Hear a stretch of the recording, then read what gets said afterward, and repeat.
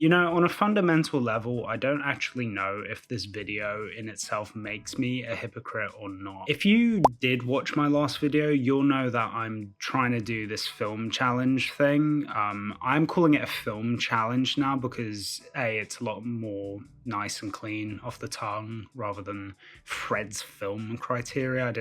I decided that was a bit of a mouthful, and also I don't actually know if criteria is like the right word, so just an overall car crash. But if you watch the last video, you will know that I am trying to push myself to watch more films out there, and in that video I said I was going to try and do 10 films a month. It certainly wasn't possible for April. I've been a little busy, I've been a little bit stressed.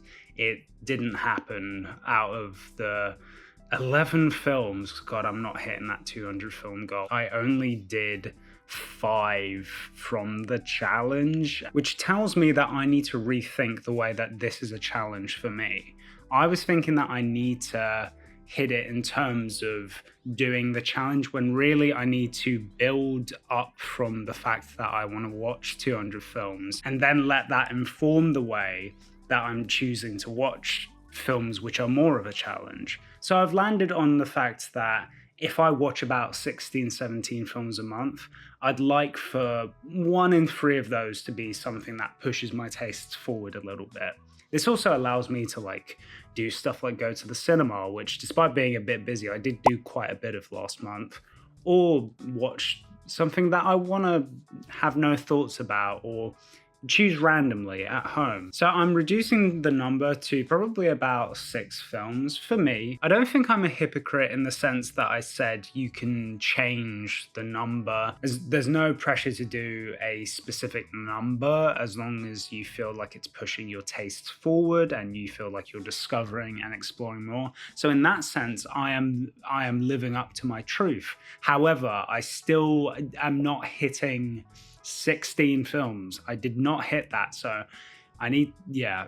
So if you go back to the end of my last video, you'll see that I said that I'd be watching films from John Waters, film from a list Nature, and films that won the Cannes Palme d'Or. So I did try and actually modify it, and I actually failed to hit my modified target as well, which is, you know, props to me. But also I did modify it at the end of last month, so it's like, what big what. I'm still gonna go through what I watch because I like talking about films, and also it's kind of therapeutic for me to make this video and say, hey, I failed at something, but I'm still letting myself talk about it and not be ashamed of that, which is big points for my mental health. Thank you, everyone. So let's start with Song of the Sea. This was probably like the best start I could have asked for. If you haven't seen Song of the Sea, it's a film about, it's kind of like an Irish folk tale.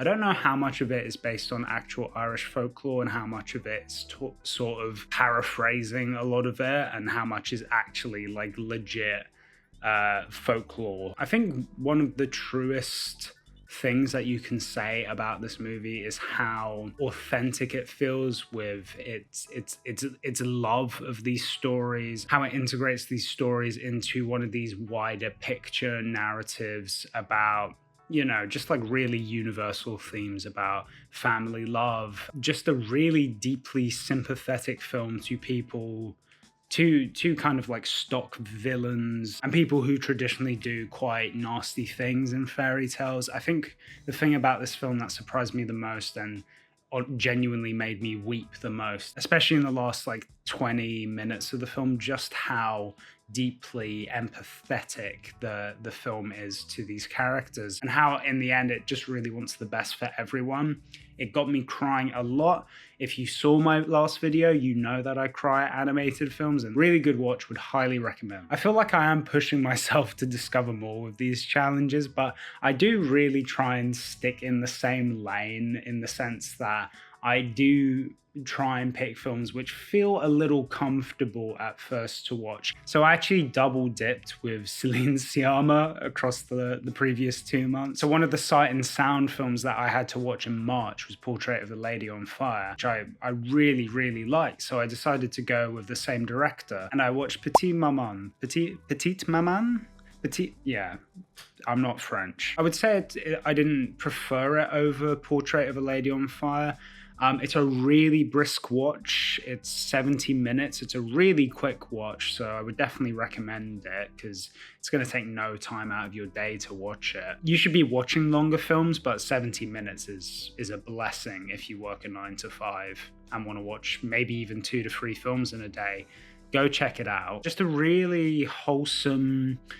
I described it as kind of like a nice warm soup sort of film. Obviously, being British, I grew up doing a few trips to the countryside in France. So there was a sense of familiarity going in. We're seeing how Celine is conveying ideas of grief, albeit in quite a short amount of time.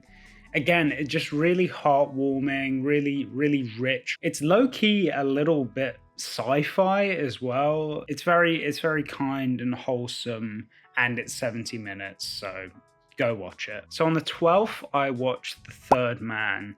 Now, The Third Man is, again, one of these films that was probably on my challenge last month as well, just like by matter of overlapping with a list that has quite a lot of high rated films on it. But yeah, the Third Man won the Palme d'Or. It's simultaneously both very dark and very goofy at the same time. It's got really sinister themes, but it's also got quite goofy elements, like the score has that iconic zither. It's very bizarre in a lot of places. It looks fundamentally gorgeous. Like, it's such a incredible film to look at. Some of the shots are amazing. Orson Welles in it is just probably one of the best supporting performances of all time, in the sense that it really feels like he comes in late to the film. So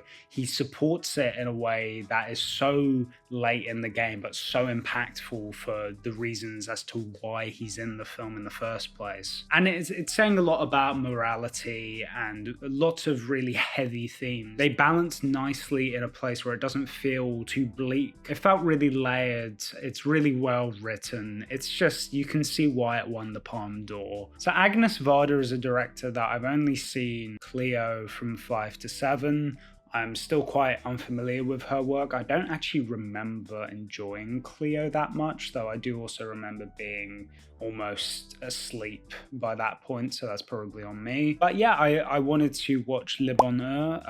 Again, quite a brisk movie. Like I said, I was very, very busy last month and quite stressed, so I didn't have time to watch long movies, really. This one, I mean, I think in retrospect, I can say I definitely preferred it to Cleo from 5 to 7. Initially, I was very taken aback by something that happens at the end of the film. Usually when a film does something like this to a character as a sort of surprise element, especially with any political point that the film is trying to make, it really takes a grand feat to almost get away with it.